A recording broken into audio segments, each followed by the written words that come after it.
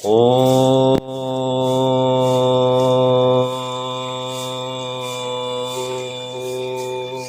पावकानः सरस्वती वाजेभिर्वाजिनीवती यज्ञं वष्टु धिया वशुः शारदा शारदां भोजवदना वदनाम्बुजे सर्वदा सर्वदास्माकं सन्निधिं क्रियात्। प्रिय समस्त विद्यार्थीगण, मैं वैदिक गणाध संस्थान की ओर से आचार्य कमलेश मिश्र आपके उज्जवल भविष्य के लिए संपूर्ण शिक्षा जगत से जुड़े समस्त लोगों के लिए, महानुभावों के लिए, बच्चों के लिए बहुत शुभ मंगल कामनाएं प्रेषित करता हूं। आज का मेरा यह वीडियो जो है आपके लिए शिक्षा के महत्व से जुड़े हुए विद्यार्थियों के लिए शिक्षा के महत्व को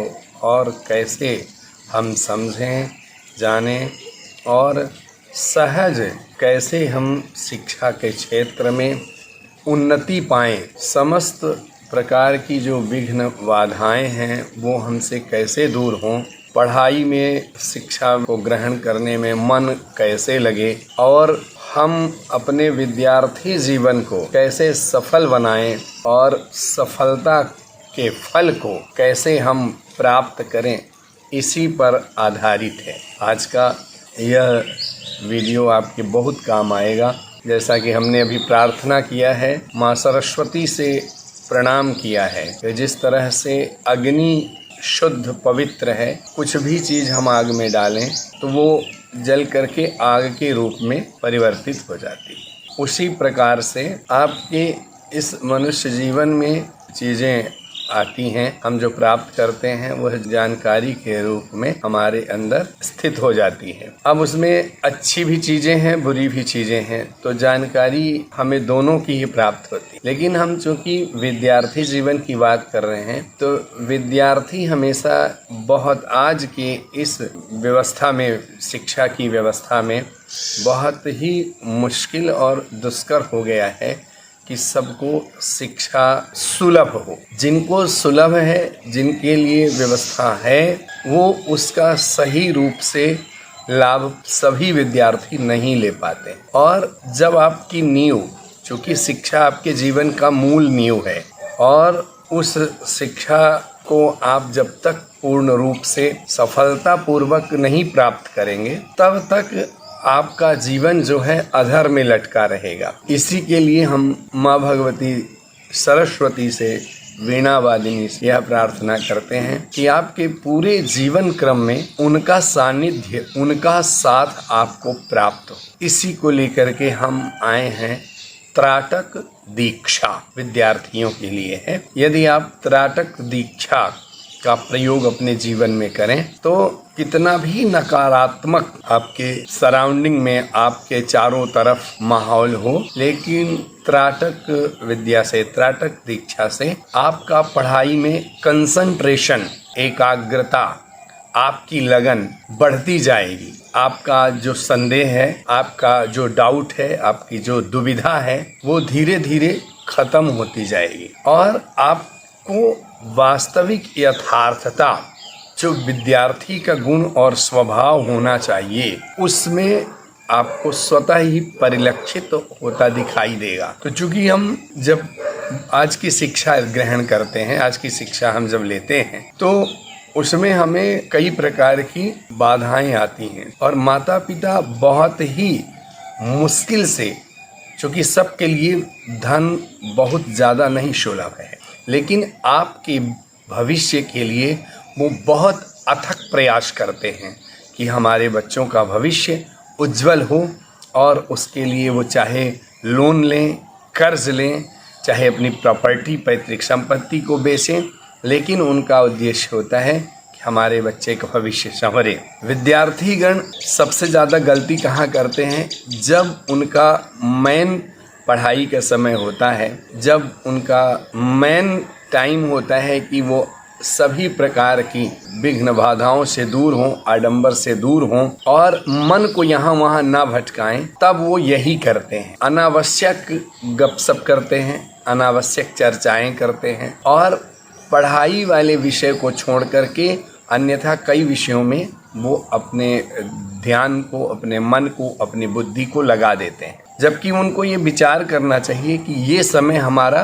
पढ़ाई का है। मनुष्य की 4 अवस्थाएं बांटी गई हैं इस मानव समाज में, इस व्यवस्था में। प्रथमे नार्जितम विद्या, यानी पहली अवस्था आपको सिर्फ पढ़ने के लिए है, सिर्फ पढ़ाई के लिए है, यानी आप 20 से 25 वर्ष तक सिर्फ पढ़ाई करें। द्वितीय नार्जितम धनम, दूसरी अवस्था, यदि आपकी शिक्षा सही होगी, आप सही तरीके से अध्ययन अध्यापन करेंगे तो आपको बहुत अच्छा करियर मिलेगा। यानी दूसरी अवस्था है जब आपकी कंप्लीट भरपूर जवानी हो, आप में एनर्जी, ऊर्जा से, प्राकृतिक दृष्टि से, साइंटिफिक दृष्टिकोण से आपका जीवन ऊर्जा से भरा हो, लबालब भरा हो, ज्ञान से भरा होगा, तभी आप सही तरीके से धन कमा पाएंगे।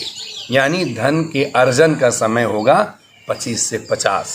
तृतीय नार्जितम पुण्यम, तीसरी अवस्था हमारी होती है दान पुण्य की, तीर्थाटन की, घूमने की, तो आप उसका उस तरह से सदुपयोग कर सकते हैं। चतुर्थे किम करिष्यति, चौथी अवस्था फिर हमारी 75 के बाद हम कुछ नहीं सोच सकते, मृत्यु की अवस्था आती है, तो हम उस समय भगवान का चिंतन करते। तो यहाँ पर चूंकि शिक्षा से संबंध है माँ सरस्वती का, वीणा वादिनी का, जो ज्ञान की मुख्य देवता हैं, महाशक्ति हैं, मुख्य देवी हैं, तो माँ सरस्वती का सानिध्य प्राप्त करके सर्वदा सर्वदा अस्माकम, हे माँ सरस्वती, आप हमारे जीवन में हमेशा हमेशा के लिए सन्निधिम सन्निधिम क्रियात, अपना साथ बनाए रखें, ताकि मेरा मन, मेरी बुद्धि, मेरी चेतना व्यर्थ के अनावश्यक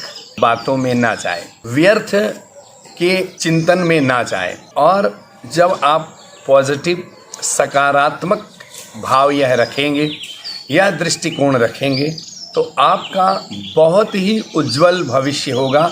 ऐसा मेरी आपके लिए शुभकामना है और ऐसा मेरा अनुभव रहा है कि हमसे जितने भी लोग, लाखों लोग जुड़े हैं देश में विदेश में, और हम काफ़ी बच्चों को ज्योतिष के माध्यम से भी उनको कंसंट्रेट करते हैं कि जो भी विघ्न बाधा ग्रहों के माध्यम से उत्पन्न होती है उसको भी सुधार करवाते हैं, उसकी भी शांति करवाते हैं। और जो बच्चे कमज़ोर हैं पढ़ाई में या वो हिम्मत नहीं जुटा पाते, तो उनके लिए हमने त्राटक विद्या का व्यवस्था किया है कि वो कैसे त्राटक करें, कैसे अपने अंदर की ऊर्जा को जगाएं।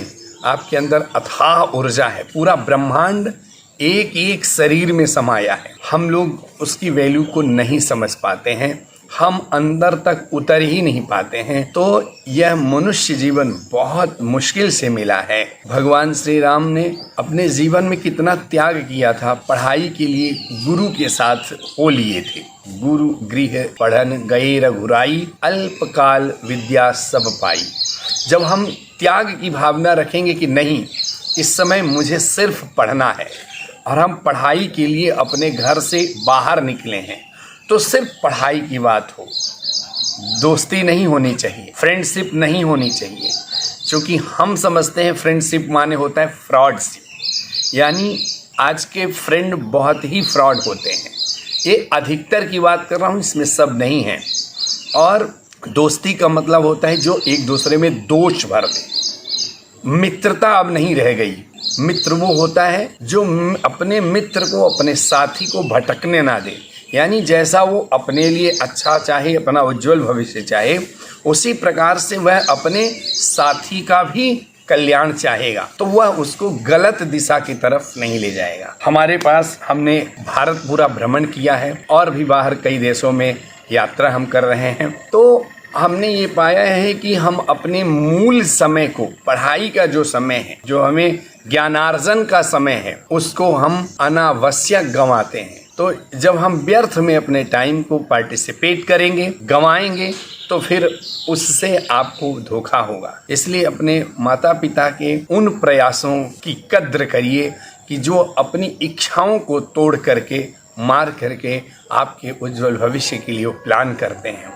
और सिर्फ पढ़ाई पर फोकस करिए, इससे आपका बहुत ही कल्याण होगा। देखिए, विद्यार्थियों के लिए हमारे जीव जंतु से भी हमको शिक्षा मिलती है। हमारे बड़ों ने, हमारे पूर्वजों ने, हमारे ऋषियों ने कितना अच्छा हमें सूत्र दिया है कि विद्या के क्षेत्र के लिए विद्यार्थी को कैसा होना चाहिए।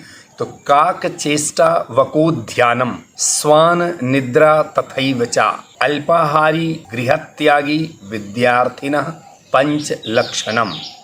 तो हमें कैसे होना चाहिए? देखिए, कौवा जो होता है ना, तो वो बहुत ज़्यादा अपने आप को एकदम चेता कर रखता है कि कहीं उसके साथ धोखा ना हो जाए, तो वो कुछ भी करता रहे, लेकिन उसका एक क्षण में ही वह सचेत हो जाता है। तो विद्यार्थी को भी हमेशा सचेत रहना चाहिए। जो बगुला होता है वो पानी के अंदर से भी अपना शिकार निकाल लेता है, यानी इतना ध्यान रखता है कि उसका लक्ष्य सिर्फ अपने शिकार में होता है, यहाँ वहाँ नहीं रहता, और एक ही चोंच में वो उसको एक ही बार में प्राप्त कर लेता है। स्वान निद्रा तथैव चा। डॉग देखिए, आप कितना भी सोता हो, एक छोटी सी आहट में तुरंत अलर्ट हो जाता है। हमें अपने समय का बहुत ध्यान करना चाहिए। आजकल के विद्यार्थी रात भर मोबाइल में वक्त गंवाते हैं। अब मोबाइल का दुरुपयोग बहुत बढ़ गया है, जिसके कारण हमारा जो पढ़ने का समय है वो अनावश्यक बातों की तरफ चला जाता है। आज हमें कुछ चीज़ें क्षणिक अच्छी लगती हैं, लेकिन बाद में वो हमारे जीवन के लिए बहुत घातक है। इसीलिए हमको शिक्षा के महत्व को समझना होगा। गृह त्यागी, हमें घर के सुख सुविधा से त्याग करना चाहिए, घर वालों को नहीं त्यागना चाहिए। हमें घर के, अपने कुल की, अपनी परंपरा के, अपने संस्कारों को नहीं त्यागना चाहिए। हमें सिर्फ सुख सुविधा को, बहुत ज़्यादा आवश्यकताओं को त्याग देना चाहिए, तभी हम पढ़ पाएंगे। यदि आप सुख के पीछे भागेंगे तो पढ़ाई आपसे छूट जाएगी। तो ये हमारे लक्षण है पढ़ने के वाले विद्यार्थियों के लिए। तो इसको हमको सही तरीके से लाभ लें, और इससे ज़्यादा कैसे त्राटक करें, तो इसके लिए आप हमसे जुड़ सकते हैं। हमारा ये YouTube चैनल है। यदि आपको हमारा यह वीडियो पसंद आया हो तो इसको आप लाइक करें, सब्सक्राइब करें, शेयर करें, औरों को भी जोड़ें, ताकि लोग अधिक से अधिक इसका लाभ ले सकें। और आप विजिट करिए हमारे पास, हमारा ये नंबर रहेगा इसमें 9819906821 7987782891। तो इसके लिए आपको बहुत धन्यवाद। आपका दिन शुभ हो। जय श्री राम।